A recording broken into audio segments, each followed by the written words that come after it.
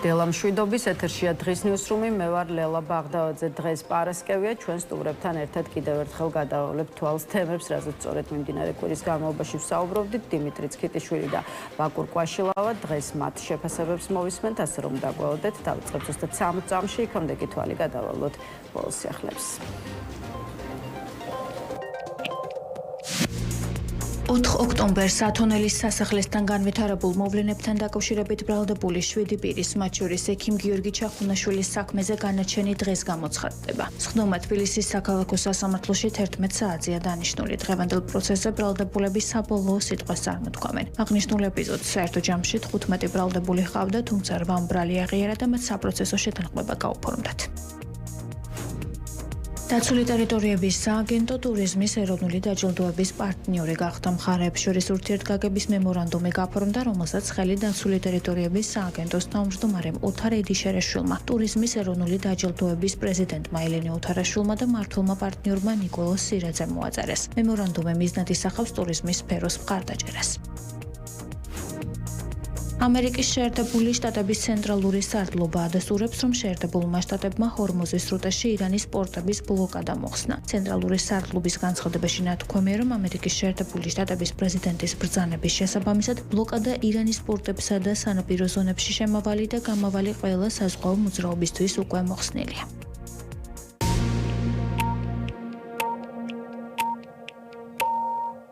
მაშასე კიდევ ერთხელ მოგესალმებით, ეს არის დღის ნიუსრუმი და წარმოგიდგენთ ჩვენს პირველ სტუმარს, პოლიტიკოსი დიმიტრი ცქიტიშვილი იმყოფება ჩვენთან ერთად. გამარჯობა ბატონ დიმიტრი და მადლობა რომ გვესწრებთ. ბატონ დიმიტრი, მოდით ამ კვირის მნიშვნელოვან საკითხებს კიდევ ერთხელ გადავავლოთ თვალი. პირველ რიგში კი პრობლემა, რომელიც პატიმრობაში მყოფ პოლიტიკოს ქალს ელენე ხოშტარიას უკავშირდება, როგორც მისი ადვოკატები და თანაგუნდელები ამბობენ, ციხეში ელენე ხოშტარიას ჯანმრთელობის მდგომარეობა ძალიან გართულ და მას გადაადგილება უჭირს და ამისთვის უკვე ესაჭიროება ხელჯოხის გამოყენება. მისმა თანაგუნდელმა ნიკა გვარამიამ გუშინ ეგრეთ წოდებული საბოტაჟის საქმის მოსამართლეს ელენე ხოშტარიას ჯანმრთელობის მდგომარეობის შესწავლის შუამდგომლობით მიმართა, თუმცა როგორც პოლიტიკოსი ამბობს, მისი მოთხოვნა არ დაკმაყოფილდა. ისმის ხელისუფლების მისამართით მოწოდება, რომ მოხდეს არც ისე კარგად მყოფი პოლიტიკოსის პატიმრობიდან თავისუფლება. ელენე ხოშტარიასთან დაკავშირებით შექმნილ ვითარებას თქვენ როგორ უყურებთ და რა გადაწყვეტილებას უნდა ვისმენდეთ მასთან მიმართებაში ახლა ხელისუფლების მხრიდან? კიდევ ერთხელ მოგესალმებით. რა თქმა უნდა, გადაწყვეტილება ერთადერთი შეიძლება იყოს და არა მარტო იმიტომ, რომ მისი მმართველობის მდგომარეობა გაუარესდა, იმიტომ რომ თუ რომელიმე საქმეში სრული აბსურდია პატიმრობა და სისხლის სამართლის დანაშაული, ეს განსაკუთრებულად აბსურდული საქმეა ელენე ხოშტარიაში, რომელსაც საერთო დანაშაული არ არის.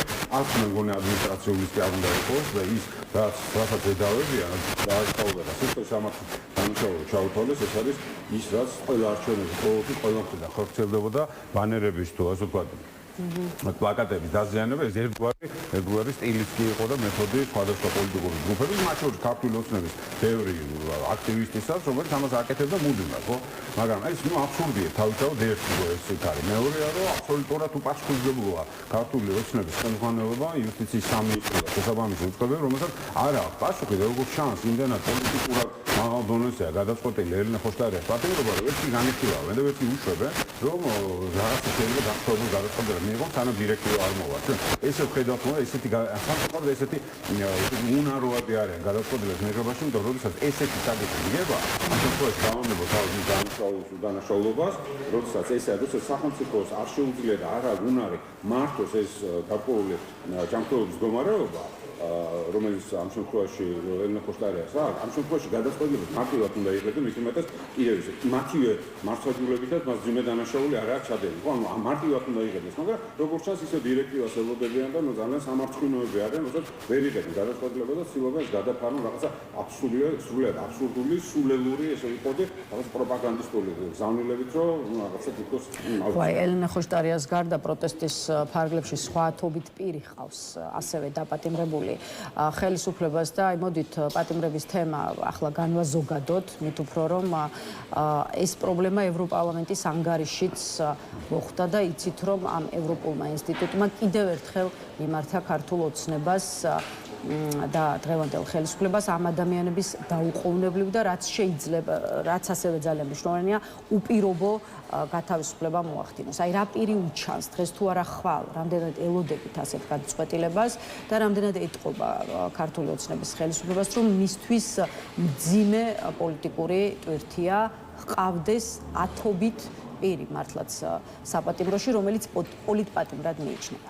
იცით, ძალიან მნიშვნელოვანი იყო ეს ანგარიში და ალბათ რეკორდული რაოდენობის ანგარიშები და რეზოლუციებია მიღებული ამ ბოლო რამდენიმე წლის განმავლობაში ევროპარლამენტში და სხვადასხვა საერთაშორისო ფორუმებზე, იქნება საპარლამენტო ასამბლეა ევროსაბჭოსი თუ ეუთო საპარლამენტო ასამბლეა თუ სხვა და მინისტრთა კომიტეტები და ასე. ძალიან ბევრი და ძალიან მნიშვნელოვანი რეზოლუცია და გადაწყვეტილებებია, რომელიც ძალიან კონკრეტულად არქმევს სახელს იმას, თუ რა ხდება საქართველოში, რომ არ დატოვოს რომელიმე ქვეყნის ან რომელიმე სახელმწიფოს გარკვეული ინდივიდუალური პოლიტიკოსისთვის ინტერპრეტაციის საშუალება და ეს არის ძალიან მნიშვნელოვანი დარქმეული აქვს სახელს. პატიმრებს აქვს დარქმეული პოლიტპატიმრის სახელი, დემოკრატიული კურსის სახელი, არჩევნებს აქვს გაყალბებული არჩევნების სახელი და ასე შემდეგ. ძალიან მნიშვნელოვანია. მეორეა, რომ თქვენი ასე კითხვის არსი რაც არის მნიშვნელოვანი, რამდენად გაითვალისწინებს, მე არ მგონია, რომ გაითვალისწინოს, მე არ მგონია ქართული ოცნებას კონდეს რესურსი გაითვალისწინოს ეს რეკომენდაციები პირობითად, ეს მოთხოვნები საერთაშორისო და ადგილობრივი საზოგადოების და რატომ? იმიტომ რომ ერთი, როგორც კი მათთვის დემოკრატია არის საფრთხე. დემოკრატიული ნაბიჯების გადადგმა არის საფრთხე თავიანთი ძალაუფლების დაკარგვის. მათ იციან, რომ მათი ძალაუფლება დგას არა ხალხის ნებაზე, არა საზოგადოების განწყობაზე, არა მათ მიმართ რაღაცა მხარდაჭერაზე, არამედ დგას ძალაუფლების უზურპაციაზე. შესაბამისად, უზურპაციის დათმობა, ინსტიტუტების განთავისუფლება მათთვის ძალაუფლების დაკარგვას ნიშნავს და რა თქმა უნდა, ამისთვის ნამდვილად არ არიან მზად და ჯერჯერობით თვითონაც და სახელმწიფოსაც და ქვეყანას მთლიანად ახდევინებენ ძალიან ძლიერ ფასს. ძალიან დიდ ფასს ვიხდით ეხლა ყველა ჩვენთაგანი, იმიტომ რომ კარგად უზარმაზარ პერსპექტივას, უზარმაზარ შესაძლებლობას და უკან ვიხევთ იმაზე, რაც ძალიან ბევრი წლების განმავლობაში სადამდეც მოვდიოდით. ანუ ეს უზარმაზარი დანაკარგებია, რომელიც თითოეულმა ჩვენთაგანმა განიცადა და ქართული ოცნება გვახდევინებს ამ ფასს, მატერიალურ ფასს, რომელიც მონეტიზაცია, რომელიც მატერიალურ განზომილებაც კი შეიძლება კონდეს, თითოეულ ადამიანს ახდევინებს ამას მხოლოდ იმიტომ, რომ თვითონ იყოს ძალიან კარგად ფინანსურად, თვითონ კონდეს ძალაუფლება უზურპირებული და მის ძალაუფლებას არანაირი საფრთხე არ შეექმნას. ეს არის რაც მაფიქრებინებს, რომ ისინი ამ ეტაპზე არ არიან მზად, იმიტომ რომ ყოველ შემთხვევაში ძალაუფლების ესე ვთქვათ საჭიროება ბევრად უფრო ძლიერია და სურვილია, რა თქმა უნდა. ისევ ამ ადამიანებთან მიმართებაში მინდა ჩაგიკითხოთ, იმიტომ რომ ხა ევროპარლამენტი პროტესტის ფარგლებში დაპატიმრებული პირების უპირობოდ გათავისუფლებას ითხოვს, თუმცა ქართულ ოცნებას კონკრეტული პირობები აქვს და აი ამ კონკრეტული პირობების დაკმაყოფილების შემთხვევაში იცით რომ მზადყოფნას გამოთქვამს მოხდეს შესაბამისი პირების გათავისუფლება მართული პარტიის წინადადება დაკავებულებმა აღიარონ დანაშაული, რათა შეწყალება და საპროცესო შეთანხმება მიიღონ. ეხლა ეს პირობა პოლიტიკოსების დიდი ნაწილისთვის არ არის სამართლიანი, უსამართლოდ მიგაჩნიათ, თუმცა რიგი მომიტინგე ქართული ოცნების ამ შეთავაზებაზე მაინც მიდის, მაგალითად 4 ოქტომბრის მოვლენებზე ბრალდებულმა 20-ზე მეტმა პირმა იცით რომ აღიარა ბრალი, რის სანაცვლოდაც მიიღოს სწორედ საპროცესო შეთანხმება და თავისუფლება, ასე ვთქვათ, იმიტომ რომ მათ საპატიმრო დატოვეს. აი ახლა მიმდინარე პროცესი თქვენი აზრით ეთვლება თუ არ ეთვლება ქართულ ოცნებას როგორც პოლიტპატიმრებად მიჩნეული პირების გათავისუფლებისკენ გადადგმული ნაბიჯი? არა, არ ეთვლება და სწორედ მაგაზეა ხაზგასმა. მე რა თქმა უნდა ვერც ერთი წუთით ვერანაირ ვთქვათ კრიტიკას ვერ დავიწყებ იმ ადამიანებს, რომელმაც ვთქვათ დათანხმდნენ გარკვეულად აღიარებაზე და შესაბამისად საპროცესო შეთანხმება გააფორმეს. არა ყველა შესაძლებლობა და იფუფუნება, რომ ისინი ბრძოლოს, როგორც ვთქვათ, ნაწილი ადამიანების, რომელიც არიან დაპატიმრებული თვითონ აქციების პერიოდში, ხო? აბსოლუტურად მესმის, ძალიან მესმის მათი ცალკეული ადამიანის მდგომარეობა და ვერც შემთხვევაში ვერანაირ კრიტიკას მათ მიმართ ვერ ვიტყვი. მეორეა, რომ ხელისუფლება ძალიან ამორალურად იქცევა აბსოლუტურად ყველა დაპატიმრებულ ადამიანებს, იმიტომ რომ თავისი მდგომარეობა რაღაცნაირად გაიუნჯობესა, სადღაც შეფუთოს ეს საერთაშორისო ასპარეზზე, რომ თითქოს რაღაცა კომპრომისული ნაბიჯები გადადგა, ამ ხალხს აიძულებს, აშანტაჟებს და აიძულებს, რომ რაღაც გარკვეული აღიარებები მიიღოს და საბოლოო ჯამში თქვას, რომ აი თვითონ აღიარეს, რომ რაღაცა დანაშაულს ჩადიოდნენ, რაც ამ იძულება ამ მათი მდგომარეობის და ერთადერთი აი მათ შორის რომ კონდეს რაღაცა ელემენტი სამართლიან სასამართლოსი დარწმუნებული ვარ, რომ არც ერთი მათგანის ზოგიერთი შეიძლება ადმინისტრაციული თქვა 10-დღიან, 15-დღიან პატიმრობაში იყოს და არა მეტი. არც ერთი ეს ადამიანი, რომელიც დღეს ზის პოლიტიკური პატიმარი, არც ერთი არ იქნებოდა პატიმრობაში, ელემენტარულად რომ ქონდეს დაახლოებული მაინც თავისუფალთან სასამართლო, მაგრამ ახან პოლიტიკური სრული ესე ვთქვათ კონტროლი არის სასამართლოზე, ბუნებრივია ეს ხალხი არის შანტაჟის ქვეშ. მე მესმის ცალკეული შემთხვევები იყო ერთ-ერთ ქალს ბალკონს ყავდა ყავს უბრალოდ შეშმა პირი შვილი და მისი დატოვება ძალიან მძიმე მდგომარეობაში აღდგეს და ბუნებრივია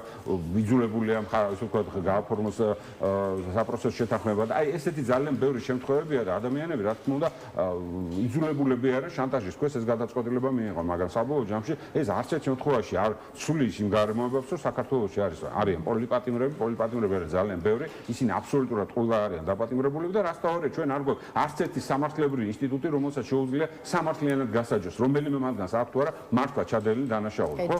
იმიტომ ისინი ყოველთვის სპეკულირებენ რომ რაღაცა კადრებს გვაჩვენებენ რომ თითქოს რაღაცა დანაშაული ხდებოდა, მაგრამ კიდევ ერთხელ დანაშაული შეიძლება ხდებოდა, მაგრამ დანაშაულს ჭირდება დამტკიცება, დანაშაულს ჭირდება იდენტიფიცირება კონკრეტულად ამ ადამიანმა დაიჭირა და არა შერჩევით, უბრალოდ რაღაც გადაწყვეტეს რომ რამდენიმე ადამიანი როგორც გითხავთ თვითონ ხელმძღვანელმა ქართული ოცნების რომ გადაწყვეტეს შერჩევით ვიღაცებზე რომ შეარჩიეს რაღაცა რაოდენობა ადამიანებს, ანუ შერჩევითი სამართალი განახორციელებს, მტკიცებულები ვერ წარმოადგენს, სასამართლო არის სრულიად პოლიტიზირებული, მიკერძოებული და შესაბამისად ყველაფერი ეს ქმნის ერთიანობაში პოლიტიკურ პატიმრის პროტესტის ფარგლებში დაპატიმრებულ ადამიანებთან მიმართებაში როგორ განვითარდება პროცესები, მზად აღმოჩნდება თუ არა ხელისუფლება კონკრეტული ნაბიჯების გადადგმისკენ, იქამდე კი ისევ ევროპარლამენტის ანგარიშს მინდა დაუბრუნდეთ და ახლა ეს დოკუმენტი მთლიანობაში შევაფასოთ მისი 55-ვე პუნქტით და იმ ძალიან ასე ვთქვათ მწვავე ჩანაწერებით და მოწოდებებით, რომელიც სწორედ ქართული ოცნების ხელისუფლების საქმიანობას უკავშირდება. რამდენად სწორად აფასებს და ხედავს ევროპარლამენტი ჩვენს ქვეყანაში შექმნილ სიტუაციას, რა პოლიტიკურ ასე ვთქვათ დიაგნოზს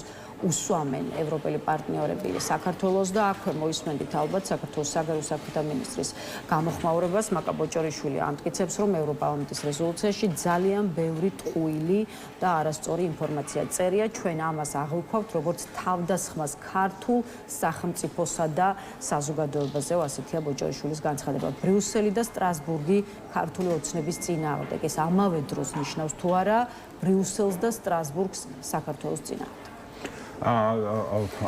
ფორმალურად შეიძლება ესეთ ფორმულირება მივიცეთ, იმიტომ რომ საუბარია საქართველოს საბოლოო ჯამში მაინც თავს იყრის ყველაფერი საქართველოსთან, ხო და სამწუხაროდ საქართველოს ფაქტიურად მართავს ეს პოლიტიკური გუნდი. ხა მეორეა რომ ქართული ოცნება, რომელიც მიმართაც არის ძირითადი კრიტიკა და კონკრეტულად პოლიტიკური ჯგუფის მიმართ არის ეს კრიტიკა მიმართული, მათზე არის რომ მათ ყავს პოლიტიკური პარტნიორები, მათ აქვს ძალაუფლება უზურპირებული, მათ გააუქმეს ყველა დემოკრატიული ინსტიტუტი, ხელში ჩაიგდეს ძალაუფლება და ეწევიან ანტი-ქართულ და ანტიდასავლურ პროპაგანდას რუსეთის სასარგებლოდ. ეს არის ზოგადი სურათი, აი ძალიან მასშტაბურ დოკუმენტში ეს იკვეთება თავიდან ბოლომდე, ხო?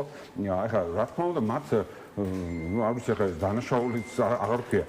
ისინი აიგივებენ თავისთავად სახელმწიფოს და თითქოს ქართული ოცნება არის სახელმწიფო. თითქოს ქართული ოცნება არის უპირობო მხარდაჭერა ქართულ საზოგადოებაში და თითქოს ლეგიტიმაციის პრობლემა ქვეყნის შიგნით მათ არ კონდეთ, ხო? ამ შემთხვევაში რაღაცა ესე უნდა წარმოაჩინო, რომ თითქოს ევროკავშირი საქართველოს ებრძვის და არა ქართულ ოცნებას და მისი კრიტიკა არის საქართველოს მიმართ, როგორც სახელმწიფოსი და არა ქართული ოცნების მიმართ. ნუ ფაქტია, რომ პირიქით არის ეს ყველაფერი და ქართული ოცნება არის მთავარი ადრესატი ამ ყველა კრიტიკის და შესაბამისად მათი რეაქციაც ბუნებრივია ცდილობენ თავი მიმართონ, ისე იმართონ თავის ამორჩეულთან პირველ რიგში აჩვენონ, რომ თითქოს ესეთი ცუდები არ არიან და ვიღაცა არსებობს პოლიტიკური ძალები, ასე ვთქვათ, რომელიც ყველაფრის უკან დგანან და ამას ყველაფერს აკონტროლებენ, რაც რა თქმა უნდა ეს რაღაცა კონსპირაციული თეორიების, ეს საბჭოთა სტილის კონსპირაციული თეორიების ძალიან თვალსაჩინო მაგალითია ადაპტირებული თანამედროვე დონეზე, მაგრამ აი ფაქტი როგორია, ხო? ძირითადად ყველა პოლიტიკური ჯგუფი და საზოგადოებას რო იცოდეს, ეს ანგარიში მზადდება არის ერთი მოხსენებელი, რომელიც არის ერთი კონკრეტული პოლიტიკური ჯგუფი და არის ყველა პოლიტიკური ჯგუფიდან არის ჩრდილოვანი მოხსენებელი, რაც ნიშნავს, რომ თანამოხსენებლები არიან, ჩრდილოვანი ქვია უბრალოდ, ეს არ არის ჩრდილი და არ არის პარული, ეს არის თანამოხსენებლები, რომელებიც მონაწილეობენ იმისთვის, რომ ეს ანგარიში შეიკრას და ეს არის ყველა პოლიტიკური ძალის. ყველა პოლიტიკური ძალას არის და ჩვენ რაც დავინახეთ და ძალიან სურათს თუ შეხედავდით, კენჭისყრისა ძალიან მკაფიო იყო, რომ რადიკალი მემარცხენეები, ან კომუნისტური და ესე ვთქვათ, პრორუსული მემარცხენე ჯგუფები, რომელიც ესე ვთქვათ და მეორე მხარე რადიკალი, ესე ვთქვათ, მემარჯვენეები, რომელიც ასევე ძალიან დიდი გავლენის რუსეთს აქვს, ძალიან დიდი გავლენა მაგჯობე, ამათ გარდა მთელი ძირითადი პოლიტიკური სპექტრი უჭერს ამ რეზოლუციას მხარს. ეს ორი პოლიტიკური ჯგუფი, რომელიც იწილად არის რუსეთის გავლენის ქვეშ, არის წინააღმდეგი აი ამ რეზოლუციის. აი ეს არის სურათი. საბოლოო ჯამში შეიძლება ითქვას, რომ ევროპაკავშირის პოლიტიკური ძალთა სრული აბსოლუტური უმრავლესობა ხარჯუჭერს ამ პოზიციებს, ამ შეფასებებს, რომელიც შეგროვებულია სხვადასხვა წყაროები და ეს არ არის ვინმე მიაწოდა და ესეთ ყულში 400 თუ 500 ადამიანი ეს ადვილად მოწყუდა და მიიღეს ეს რეზოლუცია, ეს არის ძალიან დიდი ხნის განმავლობაში ოპოზიციის მიერ მიწოდებული ინფორმაციებს ეყრდნობა ეს ანგარიშო, ეს განცხადებაც ქართულ ოცნებაში კეთდება და ეს სწორედ ოპოზიცია მაშინ მიაწოდა უკეთეს ინფორმაცია და უფრო ობიექტური ინფორმაცია, მაგრამ აქ როგორ არის ინფორმაციას და ხუილს ემყარება ის დოკუმენტი. საზოგადოება მას რო იცოდეს როგორ ხდება ინფორმაცია, არის როგორც გითხარით, ანგარიშის ესე ვთქვათ ავტორები, მომხსენებლები, რომელიც აგროვებენ ინფორმაციას, ინფორმაცია გროვდება ყველა წყარო და საჯარო წყაროებიდან, რაც თავარია და ასევე მათ გამატებით ის საინფორმაციო წყარო, რომელიც ამას აგროვებს, ეს დარდება, შეთანხმებები ხდება, ადარებენ სხვადასხვა პოლიტიკური ჯგუფები, რომელიც ფუნდამენტურად განსხვავებული შეხედულებები აქვს ბევრ ამაზე, მაგრამ ადარებენ და სამწუხაროდ, ყველაზე სამწუხარო ისე რომ აი ამ სურათზე სრული კონსენსუსია, რომ საქართველოს როგორც დემოკრატია დეგრადირებულია, სახელმწიფო ინსტიტუტები მოშლილია, ამაზე სამწუხაროდ ყველა თანხმდება და ამას არ ჭირდება რომელიმე ოპოზიცია იყო ხოლმე სხვადასხვა დროს, სხვადასხვა არასწორი სათავისო ინფორმაცია მიქონდა ხოლმე. თუ ის ინფორმაცია მე არ ყარდება სხვა წყაროებიდან მოძიებული, კიდე დამატებით ობიექტური ინფორმაციებიდან, ის ინფორმაცია არ ხდება ხოლმე არასდროს. და რაც თავარია, თუ ესეთი მაგრები არიან, თუ ესეთი პროევროპულები ჩავიდნენ, იჯდნენ იქ და ელაპარაკონ იმ და ცალკეულ მუხლებს ესე ვაკეთებდით ხოლმე, ესე ხდება მუშაობა. პოლიტიკური დელეგაციები მივიდიოდით ხოლმე და საუბრობდით იმაზე, რომ თითოეულ საკითხის მიმართ, რომელიც შეიძლება რეზოლუციაში იყო და ეს რეზოლუციის პროექტი არის ბოლო რამდენიმე თვეა საჯაროა, ხან კომიტეტებზე განხილება და შეიძლებოდა და იცნობენ ამ ადამიანებს, რომელთან შეიძლება საუბარი და განხილვა იმის თუ რომელი საკითხის მიმართ და განსხვავებული პოზიცია იყო და მტკიცებულებით უნდა წარმოადგა. როცა ჩვენ მართლები ვიყავით, სწორები ვიყავით, ბევრი ესეთი კრიტიკული შეფასება გაგვიქარწყა და იყო ესეთი პერიოდებიც რა, როდესაც საკმაოდ კარგი მდგომარეობა ჰქონდა საქართველოს რეგიონში დემოკრატიული რეფორმის თვალსაზრისით. მაგრამ დღეს იმდენად უკუსლავ და იმდენად პროფესიონალიზმიც კი დაკარგულია კომუნიკაციის საერთაშორისო აქტორებთან, რომ ნუ აი მიიღებენ იმ სურათს, რომელიც მიიღეს. დიმიტრი, აი რა ეს ვთქვათ, რაც შეეხება აი ამ ანგარიშს და ისევ ამ ანგარიშის კონტექსტში და ირგვლივ მინდა ვიტრიალოთ, აი სხვა შორის ბევრს მოხვდა თვალში ის, რომ მესამე დღე არ გამოჩენილა უშუალოდ შალო პაპუაშვილი, რომელიც ფაქტობრივად ყველა დილას ევროპელი პარტნიორების კრიტიკით იწყებდა. შესაბამისად, პარლამენტის თავმჯდომარეს უკვე მესამე დღეა და ჯერ კიდევ არ შეუფასებია უშუალოდ ევროპარლამენტის მიერ მიღებული ეს მწვავე ანგარიში. როგორ ფიქრობთ, სად არის შალო პაპუაშვილი და ეს გარემოება რამდენად უნდა იქცევდეს ყურადღებას? აი შეიძლება რამეს ნიშნავდეს ის, რომ უშუალოდ საკანონმდებლო ორგანოს სპიკერი, რომელიც განსაკუთრებით კრიტიკულია ქართული ოცნების ლიდერებს შორის ბრიუსელის მისამართით და სტრასბურგის მისამართით, ამ დრომდე არც პოსტით და არც მედიასთან კომენტარის სახით არ გამახმარებია. მე ამ ხელმისაწვდომობას მის გამოსვლებს არ მივანიჭებდი, იმიტომ რომ მიუხედავად მისი მაღალი თანამდებობისა, ის იქცევა ისე როგორც დაავალებენ და ეს სალსახაა ხოლმე, მას ეს როლი აქვს ათვისებული და როგორც ჩანს, ახლა ელოდება შემდგომ დირექტივას, როგორი უნდა იყოს მისი პასუხი და მას პასუხი არ აქვს, იმიტომ რომ ალბათ არ აქვს უფლება დამოუკიდებელი შეფასება გააკეთოს. დაახლოებით ამაზე ალბათ საქმე, როგორც ჩანს, ზუსტად სტრატეგიული კომუნიკაციების ჯგუფთან ჯერ ვერ მოიფიქრა ეს პასუხი, რაც უნდა გაცეს მათ შორის შალო პაპუაშვილმა, ნებისმიერ სხვა დეპუტატმა. ასე რომ მე მის გამოსვლებს განსაკუთრებულ ყურადღებას არ მივაქცევდი, იმიტომ რომ მას ყველაზე ესე ვთქვათ რადიკალურ, ყველაზე ვულგარულ დავალებებს აძლევენ და ის სიამოვნებით ასრულებს ამ დავალებას.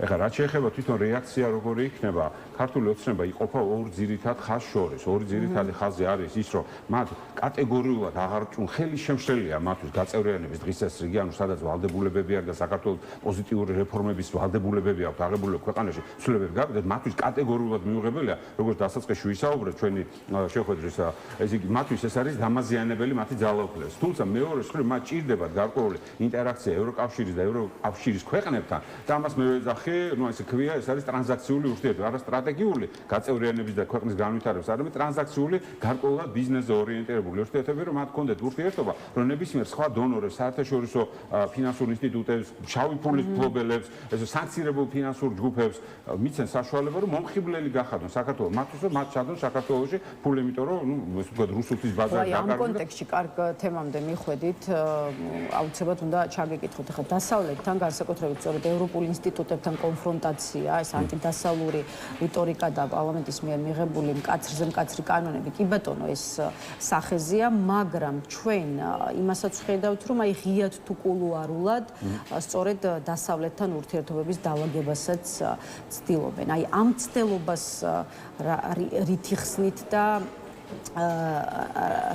როგორ უნდა აიხსნას ეს აი ზუსტად მაგას საუბრობდი ეს გითხარით და ამაზე მინდა ვისაუბროთ მაგალითად პარლამენტის საგარეო ურთიერთობათა კომიტეტის თავმჯდომარის ნიკოლოზ სამხარაძის მიერ რამდენიმე დღის წინ გაკეთებული განცხადება იქცევს ყურადღებას, რომელშიც ის ამბობს, რომ ქართული ოცნების ხელისუფლება მზადაა ევროკომისიასთან დიალოგისთვის და მეტიც მზადაა პრობლემურ საკითხებზე, მათ შორის ეგრეთ წოდებულ გამჭვირვალობის კანონზე სასაუბროთ. აი რას ნიშნავს ასეთი მზადყოფნის დაფიქსირება და არ ვიცი ხომ არ გამოდის ისე რომ ეს ევროკავშირის წინააღმდეგ მიმართული გზავნილები, რასაც ვისმენთ მმართველი პარტიის მხრიდან, უფრო შიდა მოხმარებისთვის და შიდა აუდიტორიაზეა გათვლილი, ვიდრე თვითონ ევროკავშირისთვის. ნაწილობრივ გეთანხმებით, უბრალოდ მე კიდევ ერთხელ გამიჯნა მათ ერთის ხრივ აღარ აინტერესებს საქართველოს ევროკავშირის გაწევრიანება და უფრო მეტიც. მათ უნდათ რომ ეს გაწევრიანების პროცესი შეჩერდეს ფუნდამენტურად. მათ აღარ მოეთხოვებოდეს საქართველოს აღარ მოეთხოვებოდეს ისეთი ვალდებულებების შესრულება, რომელიც სავალდებულოა ყველა კანდიდატი წევრისთვის. ეს არის ერთი მოცემულობა და ამის ძალიან კარგი მტკიცებულებაა ის, რომ საქართველოს როდესაც სხვადასხვა ევროპულ შეხვედრებზე, მათ შორის სომხეთში ჩატარებულ ბოლო სამიზე, მათ არ უხსენებიათ არც ერთხელ საქართველოს გაწევრიანების დღესასწაული. ამაზე აღარ არის საუბარი. ანუ ნებისმიერი კანდიდატი ქვეყანა, რომელსაც აქვს რაღაცა ვალდებულებები, იცდილობს რომ ყველა შემთხვევაში ისაუბროს ცალკეული ვალდებულებების, ცალკეული საკითხების იმპლემენტაციის პროცესზე და აი ამ საკითხებზე იყოს ორიენტირებული. მათ ეს აღარ აინტერესებს, მათთვის ეს არის პრობლემა, იმიტომ რომ ის საკითხები კიდევ ერთხელ რაც სავალდებულოა კანდიდატი ქვეყნისთვის, იწვევს ამ უზურპირებული ხელისუფლების ჩამოშლას. ამიტომ ამას არ აკეთებ. მეორეა, რაც მათ ჭირდებათ, ეს არის კიდევ ერთხელ, ეს არის საერთაშორისო ფინანსურ ჯგუფებთან, მათ შორის ასე ვთქვათ, სანქცირებულთან, არასანქცირებულთან, შავფულთან თუ თეთრფულის სტრუქტურებთან ჰქონდეთ კომუნიკაცია და აჩვენონ, რომ საქართველოს ჯერ კიდევ აქვს წოდომა საერთაშორისო ბაზრებზე, ანუ ევროპულ ბაზრებზე. ანუ ის არ არის გადაქცეული სრულად არალეგალურ ეკონომიკურ ზონად, რომელსაც ქვია ნაცრისფერი ზონები. ანუ თლად ნაცრისფერი ზონა არ არის, მას შეუძლიათ ფული გათეთრებისთვის და რაღაც ბიზნეს ინტერაქციისთვის შექმნა გარკვეული სივრცე და ამისთვის მათ ჭირდებათ ისაუბრონ ევროკავშირზე, როგორც მათ პარტნიორს. ამიტომაც ეს რიტორიკა მათ აქვს და ეს შეიმჩნევა ხოლმე და განსაკუთრებული აქცენტი როდის არის, რომ სომხეთში როცა იყვნენ არ საუბრობენ გაწევრიანებაზე და როცა არიან აბუ-დაბის ეკონომიკურ ფორუმზე, სადაც ძალიან ბევრია ესეთი ტიპის სხვადასხვა ტიპის ფინანსური ჯგუფები, იქ საუბრობენ ევროკავშირს. ანუ იმათთან სასაუბროთ უფრო ჭირდებათ ევროკავშირი, ვიდრე ევროკავშირთან და საქართველოს მოსახლეობასთან. თუმცა აქ რჩება ერთი საერთოდ მნიშვნელოვანი ფაქტორი, რომ მათ ასევე თავიანთ ამორჩეულთან ჭირდებათ რაღაცა გზავნილი, რომ ისინი თითქოს იბრძვიან რაღაცა ევროპული პროცესისთვის და მხოლოდ რიტორიკის დონეზე, მხოლოდ შიდა მოხმარებისთვის საუბრობენ რაღაცა აბსურდულ ევროპულ პროცესზე, რომელსაც თითქოს ისინი ახორციელებენ, რომელიც საერთოდ კავშირში არ არის არც გაწევრიანებასთან და არც ევროპულ დღისესებთან. ამიტომ აი ესეთი რაღაცა ცოტათი მრავალგანზომილებიანი მიდგომა აქვს, მაგრამ საბოლოო ჯამში აი ამისკენ მივიდივარ და ის რაც გუშინ წინ გააკეთა განცხადება, რაღაცა თითქოს რუსული კანონის გაუქმებას აპირა, დამერწმუნეთ, რომ რუსული კანონი კოდრაჩობილი კანონი აღმოჩნდა. ანუ როგორც კანონი იმან ვერ იმუშავა პრაქტიკაში. ვერ იმუშავა. მან ერთადერთი რაც გააკეთა, ანუ სტიგმატიზაცია მოახდინა არასამთავრობო ორგანიზაციების, მოახდინა მათ ეს უკვე სუსხავი ეფექტი, არ პირდაპირ ეფექტი კანონის, არამედ სუსხავი ეფექტი, მაგრამ რეალურად კანონმა ვერ იმუშავა და მე რამდენადაც ვიცი ორგანიზაციები, რომელსაც უნდა დარეგისტრირება, ისინიც კი ვერ დარეგისტრირებენ, ტექნიკურად გამომართავი იყო ეს კანონი და მას მერე ძალიან ბევრი სხვა კანონია მიიღებული, რომელიც კიდევ უფრო ფუნდამენტურად აზიანებს სამოქალაქო საზოგადოების მდგომარეობას. ამიტომაც ეს არის შემოთავაზებული როგორც გაცვლითი, ისე ვთქვათ, მონეტა, ესე ქვია ხოლმე მოლაპარაკებაში ბარჯენი ჩიპი, რომელსაც თავაზობენ თითქოს რაღაცა დათმობაზე წავლენ, ანუ არანაირი ღირებულება ამ კანონის არც გაუქმებასაც არსებობას აღარ აქვს და უბრალოდ აი ეს თვალის მოტყუებისთვის და როგორც ეს უკვე დაწყებული შაშანდელიდან მიდის ამ კანონის გაუქმებაზე საუბარი, როგორც ერთ-ერთი კომპრომისული გზა. დიმიტრი, ამ კვირის სხვა აქტუალურ საკითხებსაც მინდა რომ გადავალოთ თვალი და ახლა უკვე კორუფციის მორიგ ფაქტზე გაგვიზიარეთ თქვენი პოზიცია, რასაც ამჯერად სახელმწიფო უსაფრთხოების სამსახურმა საქართველოს რკინიგზაში მიაკვლია. იცით რომ რკინიგზის ყოფილი გენერალური დირექტორის დავით ფერაძის და მასთან ერთად 7 პირის, ანუ ჯამში 8 ადამიანის წინააღმდეგ აღიძრა საქმე. ფერაძე და კიდევ ერთი პირი მიმალვაში იმყოფება, ამიტომ მათ 2 დღის წინ აღკვეთის ღონისძიების სახით პატიმრობა დაუსწრებლად შეეფარდათ. აი რა სიტყვით შიდა კლანური დაპირისპირება და ბრძოლა სკამისთვის რიგი პოლიტიკოსი სწორედ ამას ხედავს ბოლო 1 წლის განმავლობაში მიმდინარე პროცესიდან. აი თქვენი შეფასება როგორია და რატომ და რამდენად ლეგიტიმურად გაჩნდა კი, რამდენად ლეგიტიმურია კითხვა, რომელიც ამ პროცესს ახლავს იმასთან დაკავშირებით, რომ რასაც ახლა ვუყურებთ, ეს არის არა კორუფციის წინააღმდეგ რეალური ბრძოლა, არამედ რაღაც სხვა. ესე იგი, სახელი რომ დავარქვათ, ეს არც ერთ შემთხვევაში არ არის კორუფციასთან ბრძოლის პროცესი, თუმცა შესაძლებელია კორუფციული შემთხვევა იყოს, რეალური კორუფციული შემთხვევა იყოს, მაგას არ უარყოფ, მაგრამ ბრძოლა არ არის და რატო? იმიტომ რომ როდესაც რეალურად იბრძვის კორუფციასთან, მაშინ ფუნდამენტურად უნდა შეისწავლო პროცესი და რა თავარია, დამოუკიდებელმა ორგანომ უნდა გააკეთოს ეს ყველაფერი. ხა თუ თავის დროზე სუსი ფარველობდა ამ სტრუქტურას და ეხლა სულს აღარ ჭირდება ამის ფარველობა, უბრალოდ ამ კონკრეტული ჯგუფების ფარველობა და მათ მიმართ არის გარკვეული საგამოძიებო პროცედურები, ეს არ ნიშნავს, რომ კორუფციასთან ბრძოლა. ეს არის უბრალოდ ახალი, ესე ვთქვათ, ჩანაცვლება ადამიანების და ცალკეული ოპონენტების ან შიდა კლანური დაპირისპირების დროს, ასე ვთქვათ, არასასრული ხალხის ჩაჩოჩება. ან შესაძლებელია ამ ხალხის დაშანტაჟება იმისთვის, რომ რაღაცა ჩვენებები გააძლიერონ კონკრეტულად იმ ადამიანებზე, ვინც აი თქვა წინა მართლა ხელმძღვანელობა იყო, თქვა ამ თავრობის იქნება თუ საფრთხების სამსახურებს. ან რეალურად თუ ჩვენ საუბრობთ იმაზე, რომ ანტიკორუფციული პროცესი უნდა იყოს ქვეყანაში, ერთი უნდა საუბრობდეთ იმაზე, რომ სათითაოდ უნდა ამოიღონ ყველა ანგარიში, რომელიც აუდიტის სამსახურშაა წლების განმავლობაში გაკეთებული, იმის მიხედვით უნდა მიდიოდეს გამოძიებები. მეორე რომ თვითონ საგამოძიებო სამსახური უნდა იყოს დამოუკიდებელი და დამოუკიდებელი იმ ჯგუფიდან, რომ ესაც ყველაზე უშუალო ინტერესი აქვს ამ უწყების კონტროლის, ანუ უშუალო სამსახურიდან უნდა იყოს პირველ რიგში დამოუკიდებელი და პოლიტიკური მმართველობისგან უნდა იყოს დამოუკიდებელი და რაც თავარი ხსა და სასამართლო არ გიქნება დამოუკიდებელი, ყველა საკითხი, რომელიც შეიძლება განიხილებოდეს კორუფციასთან დაკავშირებით, ბუნებრივია, როცა ასე ვთქვათ, პოლიტიკური კონტროლი გაქვს სრული დამყარებული კორუფციაზე.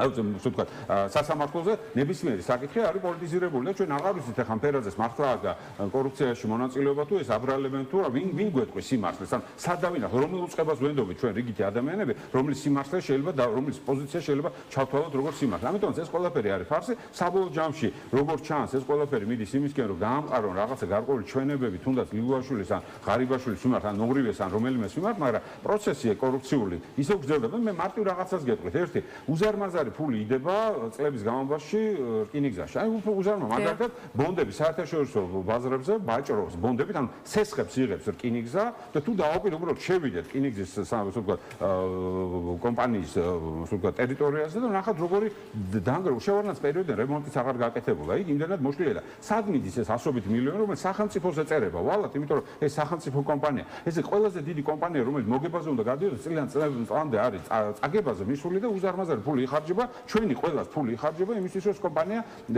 შეინარჩუნოს. და რატომ უნდა შეინარჩუნოს? იმიტომ რომ შავი ფული, ასობით მილიონი ფული მიდის, მერე ჯიბეებში ილექება.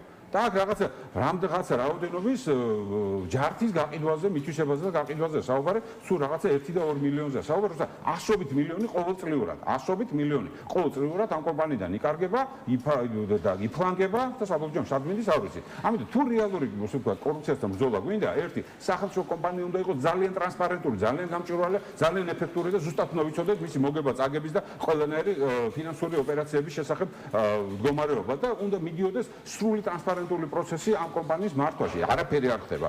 და ეს ისეთივე, ასე ვთქვათ, კორუფციასთან ბრძოლა, როგორც იგივე ლიგუაშვილის და ღარიბაშვილის, რომელსაც კონცენტრებს აბრალებდა, არცერთ დახურული კონცენტრე არ გვინახია და სად არის დანაშაული, სად ხდებოდა თუ ამ ხალხს დანაშაული აქვს ჩადენილი და ალბათ აქვს, მაშინ ეს დანაშაულის ადგილები ხომ უნდა იყოს. სად არის ის ხალხი, ვინც ამ დანაშაულში მონაწილეობდა, როგორც შეიძლება პრემიერ-მინისტრი ერთი კაცი იყო დანაშაულში შეხვდებოდა, მის ირგვლივ მთელი პირამიდა არ არსებობდეს. როგორ დაგრძელებენ ეს კოლ-ცენტრები მუშაობას? მე დარწმუნებული ვარ, რა ვიცი, ხალხში ტრიალებს ინფორმაცია და ხალხი იცნობს ხალხს, რომელიც მუშაობენ, მონაწილეობენ და ხედავთ ამას. ეს ჩვენ ხედავთ, ესე ვთქვათ, უსაშველოდ გამდიდრებულ რაღაცა ჯგუფებს, იმიტომ რომ ქართული ეკონომიკა ამის საშუალებას არ იძლევა რა ვიზუალიც არის, იმიტომ რაღაცა ჯგუფები არის, ძალიან მცირე ჯგუფი, რომელიც ძალიან შავ ფულზე არის, შავ ფულში არის, შავ ფულის კეთებაში არის ჩართული. ჩვენ ამას ხედავთ რეკორდულად გაყიდული რაოდენობა Ferrari-ს და Lamborghini-ს თბილისში, Porsche-ს მანქანები, რომელიც 100-150 ღირს მინიმუმ, ზოგი 9 მილიონი და ზოგი მილიონი ვარიც კი ღირს ზოგიერთი მანქანა. ეს ტიპიური ოლიგარქიული კრიმინალური სინდიკატების მახასიათებელი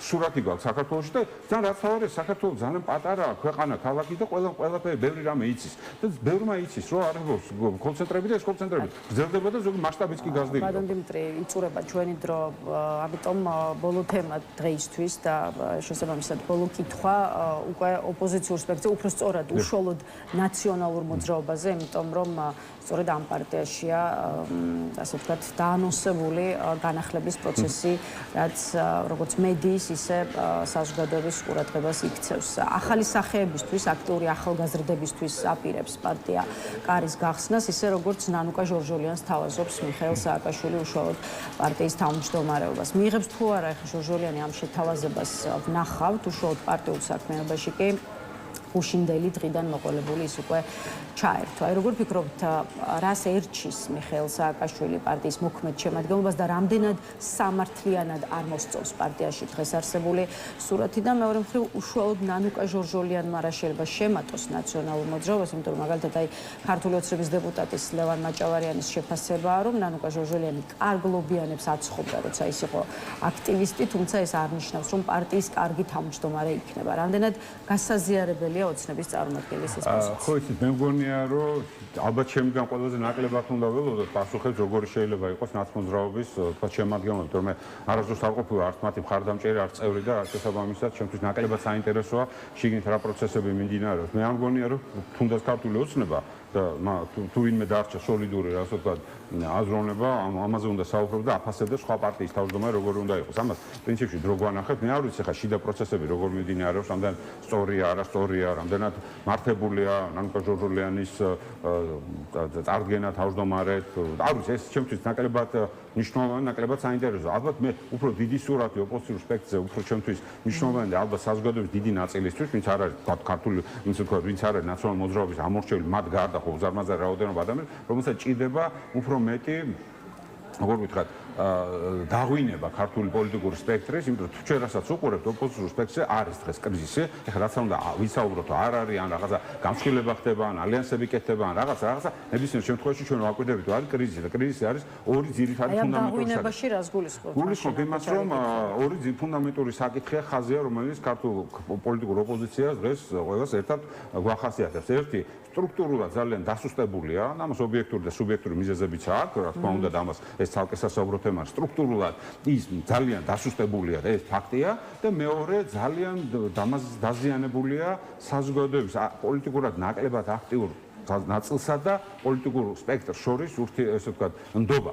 ამ ნდობას ჭირდება აღდგენა, ეს ნდობის აღდგენა მოეხმარება პარტიის სტრუქტურულ აღდგენაზე. ეხლა ერთიანობა იქნება, ცალკე იქნება, რომელიმე დაწინაურდება, მაგრამ ფაქტი არის, რომ საზოგადოება ელოდება ისეთ სოლიდურ პოლიტიკურ ძალას, რომელიც ნაკლებად დახარჯავს დროს კინკლაობაზე, უფრო ორიენტირებული იქნება, არა მხოლოდ კრიტიკაზე, არამედ გადაწყვეტილებებს შეთავაზებს, თუ როგორ შეიძლება ქვეყანა გამოვიდეს ამ ზოგადი კრიზისიდან და რაც თავარია, ეს იქნება იმდენად უშუალო კომუნიკაცია საზოგადოების ცალკეულ წევრებთან, რომ ნდობა აღდგება. ჩვენ ნდობის კრიზისი გვაქვს, ეხლა გულისხმობ ამ შემთხვევაში პოლიტიკურ ოპოზიციას, მიუხედავად იმისა, რომ არც ერთი წუთით არ მგონია, რომ რამე კატეგორიაში ქართული ოცნების ხარდაჭერთა რაოდენობა გაიზარდა. პირიქით, მნიშვნელოვნად შემცირდა, ეს თვითონაც და ჩემზე და თქვენზე კარგად იციან, ამიტომაც არის ებღაუჭებიან ძალაუფლებას, თორე თუ არ ებღაუჭებთ ძალაუფლებას, შეგიძლიათ დათმო რაღაცა კომპონენტი და შესაბამისად მაინც გარანტირებულად მიიღო ხარდაჭერა. ამიტომაც მე ფიქრობ, ფოკუსი ჩვენს თქვენ კრიზისის გადახვალვა ხაზზე უნდა გავაკეთოთ. ბატონ დიმიტრი, სტუმრობისთვის, იმისთვის რომ გვესტუმრეთ და უპასუხეთ ჩვენს კითხვებს, დიმიტრი ცქიტიშვილს დავამშვიდობებით. ახლა რეკლამის შემდეგ ბაკურკვა შემოგვერთდება, ასე რომ დაგვერდით.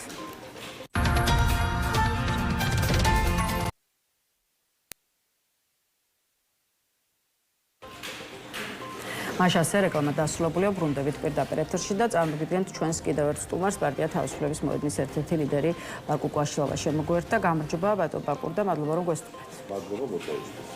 ბატონ ბაკურ, აი მოდით დღეს გლობალური პოლიტიკური პერიპეტიების შეფასებით დავიწყოთ და შემდეგ საქართველოს დიდი ამბებია ბოლო 2 დღის განმავლობაში რუსეთში, უკრაინა, მოსკოვზე დრონებით ყველაზე მასშტაბური თავდასხმა განახორციელა, ძირითადი სამიზნე მოსკოვის ერთ-ერთი სამრეწველო უბანი და ნავთობგადამამუშავებელი ქარხნები იყო და მოკლედ შეიძლება ითქვას, რომ გუშინ ცეცხლი ეკიდა მოსკოვს, რისი ამსახველი კადრებიც მედიასა და სოციალურ ქსელებში აქტიურად ვრცელდება, როგორც ვოლოდიმირ ზელენსკი ამასთან დაკავშირებით აცხადებს, ეს არის პასუხი კიევ-პეჩერის ლავრაზე რუსეთის თავდასხმისა, თუ უკრაინა დაიწვება, მაშინ თქვენი მოსკოვიც დაიწვებაო.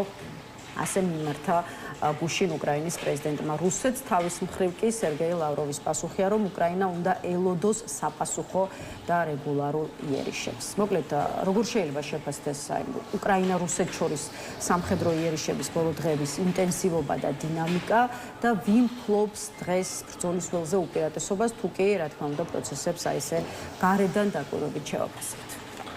ფაქტია, რომ მნიშვნელოვანი ცვლილება არის სახეზე. ომი უკვე გადავიდა რუსეთის ტერიტორიაზეც და რუსეთის დედაქალაქზე. ეს მნიშვნელოვანი განსხვავებაა წლების მანძილზე კონფლიქტის მიმდინარეობის ტენდენციებიდან. ეს არის ის შემთხვევა, რომელიც ახლა უკვე ნამდვილად აგრძნობინებს რუსეთის მოსახლეობას, თუ რას ნიშნავს ეს ომი, რომ ეს არ არის სპეცოპერაცია და გარდაცვლილებისა, რომლის შესახებაც უკვე მოსახლეობაში ბუნებრივია, რომ არსებობს დიდი, ასე ვთქვათ, მე ვიტყოდი, ამის შესახებ დიდი ინფორმაცია, იმიტომ რომ გარდაცვლილების რაოდენობა საკმაოდ მაღალია, უკვე ომი გადავიდა დედაქალაქზე, რუსეთის ცენტრზე და აქედან გამომდინარე, უკვე შეუძლებელია იმის იგნორირება, რომ ეს ომი თავისთავად იყო საკმაოდ წარუმატებელი რუსეთისთვის და რომ რუსეთს ჭირდება ახლებური ტიპის საგარეო პოლიტიკა, რომელიც უფრო ჰარმონიაში იქნება მსოფლიოში მიმდინარე ტენდენციებთან. რომ რუსეთს რეალურად არ შეუძლია ისეთი აგრესიული პოლიტიკის გატარება, რის იმედიც ჰქონდათ ალბათ პუტინის მხარდამჭერებს. აი დიდი შვიდეულის სამიზეც კითხავთ, რომელიც საფრანგეთში ამ დღეებში გაიმართა და რომელზეც სწორედ უკრაინის საკითხი იყო, ომის საკითხი, განხილვის ერთ-ერთი მთავარი საკითხი. პარტნიორებმა კიევის მხარდაჭერა კიდევ ერთხელ გამოუცხადეს, ისე როგორც შეთანხმდნენ უკრაინის იმ საომარი საშუალებებით დახმარების გაგრძელებაზე. დონალდ ტრამპიც კი შეიძლება ითქვას, რომ ტრამპმაც კი პირი იცვალა და ასე ვთქვათ შემოტრიალება დაიწყო უკრაინისკენ. დიდი შვიდეულის სამიტის შედეგები რომ შეაჯამოთ შესაბამისად და აქ უშუალოდ ტრამპს რაც შეეხება ამერიკის შეერთებული შტატების პრეზიდენტის პოზიციების აი ამ ერთგვარ ცვლილებას რით იხსნით, იმიტომ რომ ტრამპის მიერ უკრაინსადმი კეთილგანწყობის დაფიქსირების გამო თავისუფლად შეშფოთებულია რუსეთი. დიდი შვიდეულის სამიტზე ევროპელებმა ტრამპს თავი უსარგებლო და მავნე იდეებით გამოუტენესო, აი ასეთი განცხადება მოვისმინეთ გუშინ მოსკოვში. ესე აი ტრამპზე რომ დიდი ნადირობა არის გამართული ფაქტია, ახლა თვითონ რუსეთი აცხადებს, რომ ტრამპზე თითქოს ვიღაცას ემოქმედებას ახერხებს და შემდეგ ტრამპი ისე იქცევა, როგორც არ არის თქო შესაბამისი ამერიკის ინტერესებისთვის. თუ გავიხსენებთ ქართული ოცნება ძირითადად ამით არის დაკავებული და საუბრობს იმაზე, რომ ტრამპი თურმე ხან დაუსხლტება deep states, ხან ისე მისი მსახური ხდება და არის ეს რაღაც მანიქეური ეპოპეა, რომელსაც მე ვიტყოდი, რომ ფანტაზიო ქვეყნის საგარეო პოლიტიკის მესვეურები ეწევიან.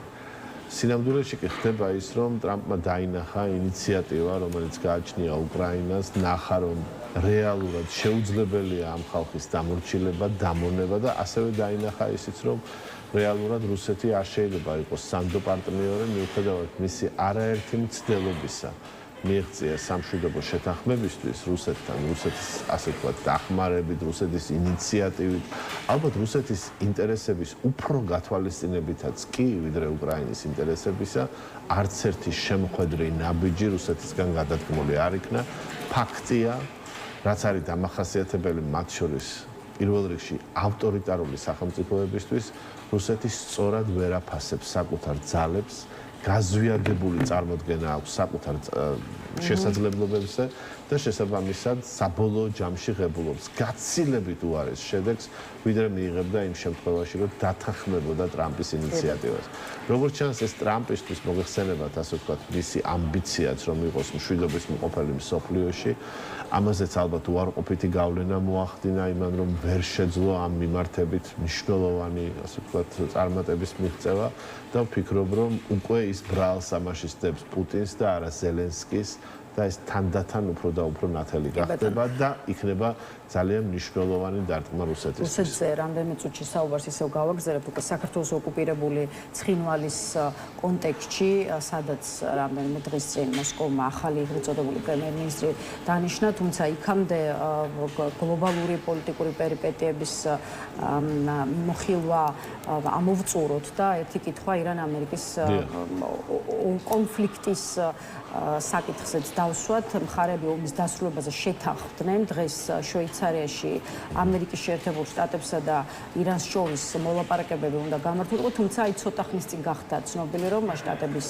ვიცე-პრეზიდენტი ჯეიდ ვენსი შვეიცარიაში აღარ გაემგზავრება. გეგმების შეცვლის მიზეზი ლოჯისტიკა გახდაო, ასეთია თეთრი სახლის განმარტება. ამიტომ საინტერესოა რა შეიძლება ხდებოდეს და რას უნდა ნიშნავდეს ის, რომ ამერიკული მხარე აი დღევანდელ მოლაპარაკებებზე როგორც აღმოჩნდა აღარ მივა.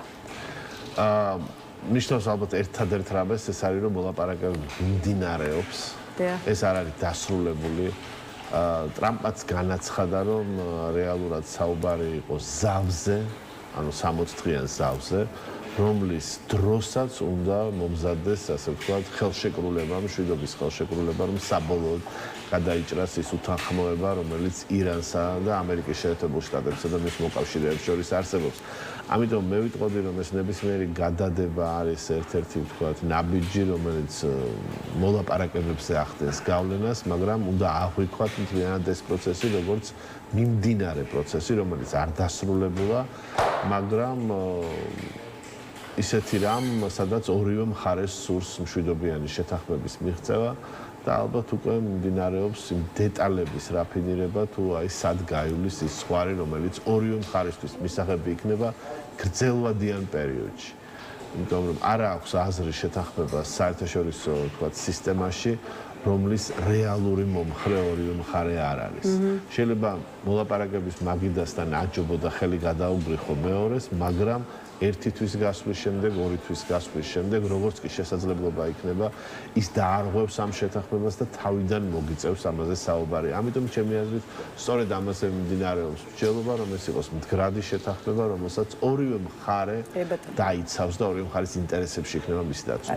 მადლობა, გადმოვიდეთ მოდით საქართველოში და ახლა უკვე უშუალოდ ჩვენი ქვეყნის პრობლემები პირველ რიგში კი აი სწორედ ოკუპირებულ ცხინვალზე გკითხავთ, სადაც რამდენიმე დღის წინ პირველად დანიშნეს ეგრეთ წოდებულ მთავრობის თავმჯდომარე წარმოშობით რუსი მარად კამბოლოვი და სწორედ მისი წარმოშობა პოლიტიკოსებსა თუ კონფლიქტოლოგებს აფიქრებინებს, რომ მზადდება ცხინვალის ანექსიის გაფორმება რუსეთის მხრიდან, რის კონტექსტშიც თავის მხრივ საქართველოს ცენტრალურ ხელისუფლებას მოუწოდებენ და ჩვენი ხელისუფლების მისამართით ისმის განცხადებები, რომ აღარ იყოს ჩუმად და ასე ვთქვათ შეყაროს საერთაშორისო თანამეგობრობა. აი თქვენ რას გეუბნებათ ცხინვალის ეგრეთ წოდებულ პრემიერ-მინისტრად რუსი მარად კამბოლოვის დანიშვნა და რას შეიძლება ამზადებდეს რუსეთი? აი ზუსტად იმას რაც თქვენ ბრძანეთ, იმიტომ რომ აი მოგეხსენებათ წელს 9 მაისს გაფორმდა ხელშეკრულება ეგრეთ წოდებულ სამხრეთ ოსეთსა და რუსეთს შორის, რომლის ერთ-ერთი მთავარი პუნქტი იყო, რომ აი რუსი წარმოშობის მოქალაქე შეიძლება დანიშნულ იქნას ნებისმიერ თანამდებობაზე სამხრეთ ოსეთის ეგრეთ წოდებულ დამოუკიდებელ რესპუბლიკაში. მოგეხსენებათ, რომ რამდენიმე წლის წინ იყო მცდელობაც კი რეფერენდუმისა სამხრეთ ოსეთში, სადაც მოსახლეობას ხმა უნდა მიეცა რუსეთთან შეერთებისთვის და აბსოლუტური მოსალოდნელობა იყო იმისა, რომ 90% დაუჭერდა ამას მხარს, გამომდინარე იქიდან, რომ ქართულენოვანი მოსახლეობა გამოძევებულია ამ ტერიტორიიდან. არანაირი გზა და საშუალება ქართულ ოცნებას ამ წუთში და გეგმა არა აქვს, როგორ გაუწიოს წინააღმდეგობა რუსეთის ამ აგრესიას. ეს არის სამწუხარო ფაქტი, რომელიც გამომდინარეობს ქართული ოცნების უთავბოლო და უაზრო საგარეო პოლიტიკისგან, სადაც მათ პრაქტიკულად საქართველოს ყველა რეალური მეგობარი და მხარდამჭერი მოიძულეს და გადაიყვანეს საქართველოს მოწინააღმდეგეთა რიგში. დღეს საქართველოს სამწუხაროდ მარტოა დარჩენილი რუსეთის წინააღმდეგ. ეს არის ქართული ოცნების მშვიდობა. ქართული ოცნების მშვიდობა არის მონობა ჩვენი ქვეყნის. რამდენიმე დღის წინ პარლამენტის თავმჯდომარე შალო პაპუაშვილმა კითხვაზე, რატომ არის თბილისი ჩუმად და რატომ არ ისმის საქართველოს ოკუპირებულ ტერიტორიებზე მიმდინარე პროცესებთან მიმართებაში საქართველოს ცენტრალური ხელისუფლების ხმა, აღნიშნა, რომ საქართველოს არ შეუძლია გავლენის მოხდენა იმაზე, რასაც რუსეთი ცხინვალსა და აფხაზეთის ტერიტორიაზე ისტორიაზე აკეთებს. აი ეს პასუხი და მიზეზი თქვენი აზრით რამდენად ამართლებს თბილისის ოფიციალური თბილისის სიჩუქეს? ესეთ რა ფაქტურად პაპუაშვილმა თქვა რომ ყველა იმ საკითხში რომელიც საქართველოსთვის მნიშვნელოვანია რაც ჩვენი ქვეყნის ერთიანობას ეხება ტერიტორიულ მთლიანობას ეხება ქართულ ოცნებას არაფრის გაკეთება არ შეუძლია. ქართული ოცნების მშვიდობა ეს არის ბუტაფორია, ეს არის უბრალოდ მონობა რუსეთის ფარგლებს ქვეშ, ეს არის ქვეყნის მომზადება იმისკენ რომ ეს იყოს ყურმოჭრილი ყმა რუსეთის ფედერაციის და პრაქტიკულად დაეთანხმოს ყველა იმ უკანონო გადაწყვეტილებას, რომელსაც რუსეთი მიიღებს. ეს განპირობებულია, როგორც თქვი, ერთადერთი რამით ქართულმა ოცნებამ ქვეყანა დააშორა ყველა რეალურ მეგობარსა და კეთილის მსურველს, ბრიუსელს ეძახის მტერს და კრემლს ეძახის რაციონალურ მოთამაშეს. აი ეს რაციონალური მოთამაშე ხა რომ წაგლეჭს საქართველოს თავის ტერიტორიას, თავის მიწა-წყალს, აი მაშინ რა სიტყვის ქართული ოცნება და როგორ აგვიხსნის რომ ეს არის მშვიდობა, აი ეს არის ტრაგედია სამწუხაროდ დღეს ჩვენთვის. და ბოლოს უკვე გითხარით, სულ რამდენიმე წუთი დაგვრჩა ამ კვირის კიდევ ერთ აქტუალურ საკითხზე, ევროპარლამენტის ანგარიში რას ეუბნება ქართულ ოცნებას, რამდენად ძლიერი პოლიტიკური თავისტკივილი შეიძლება გახდეს ეს დოკუმენტი საქართველოს ხელისუფლებისთვის და სხვათა შორის სანქციების საკითხზეც გავაკეთებ აქცენტი, გამომდინარე იქიდან, რომ აი მწვავე შეფასებების გარდა და აი მძიმე ტონის გარდა, რაც ამ ანგარიში ევროპელი პარტნიორების მხრიდან ფიქსირდება, იქ სწორედ ბიძინა ივანიშვილის ქართული ოცნების ლიდერების, მოსამართლეების და პროკურორების დასანქცირების შესახებაც არის საუბარი, შესაბამისი მოწოდებაა გაკეთებული ევროკავშირის მხრიდან.